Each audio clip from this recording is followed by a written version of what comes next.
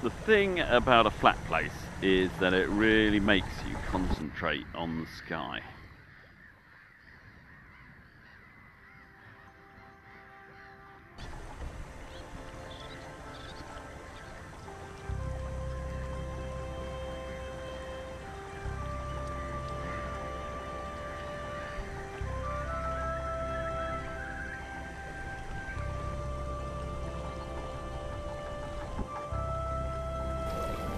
The entrance to the Walton backwaters is protected by a bizarrely shaped lump of sand and gravel called the Naze. The moniker is derived, unsurprisingly, from the old word nose. Walton on the nose it is then. It's a great place for a low tide walk, or a paddle, or even a swim if you're tough enough. On the seaward side, the sand stretches for hundreds of acres to the north. Hence the complicated arrangement of port and starboard buoys that guides boats safely along a narrow channel into the Twizzle. On the landward side, it shelves steeply, easy for me to jump ashore without getting my feet wet. It's a botanist's wet dream.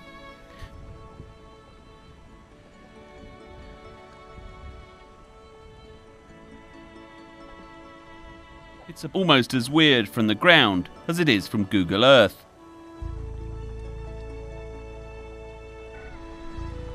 The textures and gently changing formations are an unending delight. Working out how and why it's assumed this shape is a real puzzle. The whole of the North Sea coast is subject to longshore drift.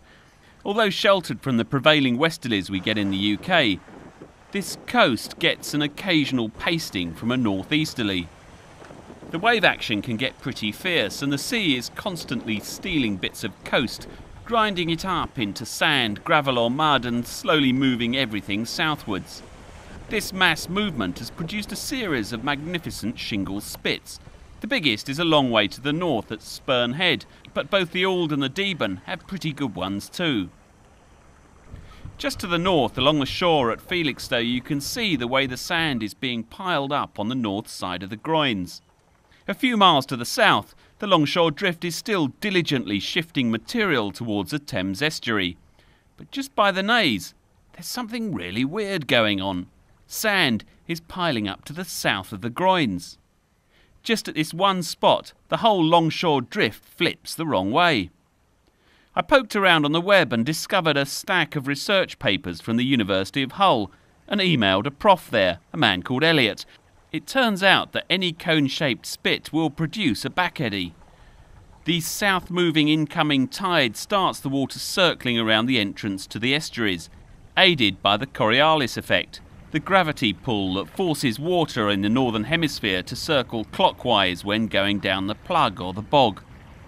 This big body of circling water, called a gyre or a gyre, I'm not sure which, pulls sand and gravel from the longshore drift and dumps it at the entrance to the backwaters. Professor Elliot tells me that most of the sand and shingle and mud that you find in estuaries comes from the sea rather than from the rivers that feed them. On the other side of the entrance, the incoming sand has created a wonderful curving spit, which is covered for most of the tide.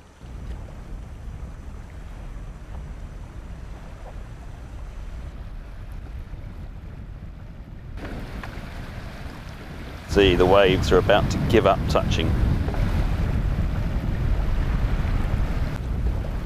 It's also a great place to go aground. So Jill and I spent a marvellous hot summer's day watching the water disappear while the birds took control of their favoured spots.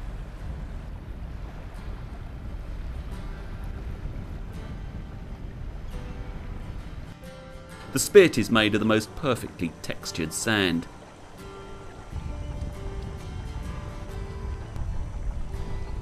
To wear shoes would be a sin against nature.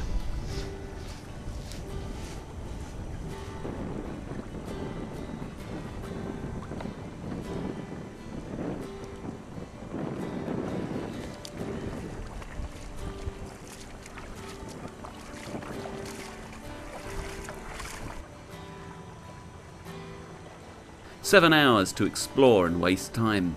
Almost, but not quite as good as sailing."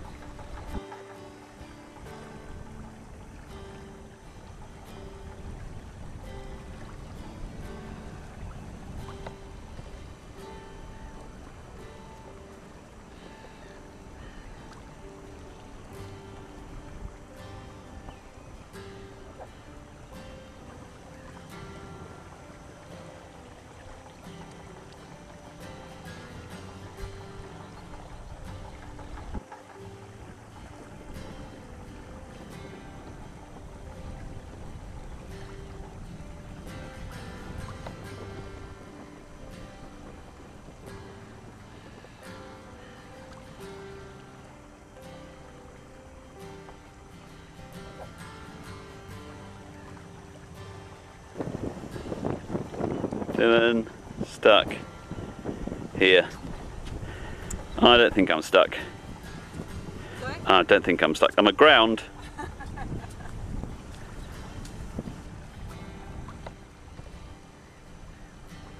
And when Jill is aboard, both the cuisine and, I confess, the hygiene shifts to an entirely new level. 1, 2, 3 boats aground. Haha, call yourselves sailors. You're not sailors. Putting your boat aground like that, that's ridiculous. The north shore of the entrance has some lovely sandy beaches, sheltered from every wind direction save a fierce northeasterly. You can spend a bank holiday Monday here and see hardly another soul, although you might stumble across the odd nudist.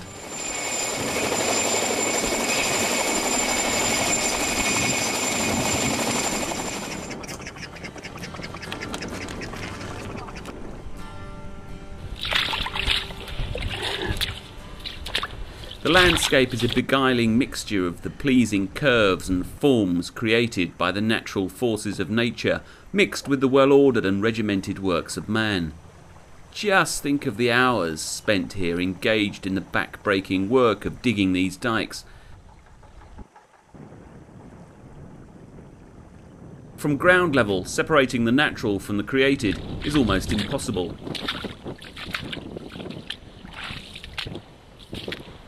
Eventually the tide starts to return and the birds retreat from the shoreline. Then the sun goes down. It's been an utterly perfect day.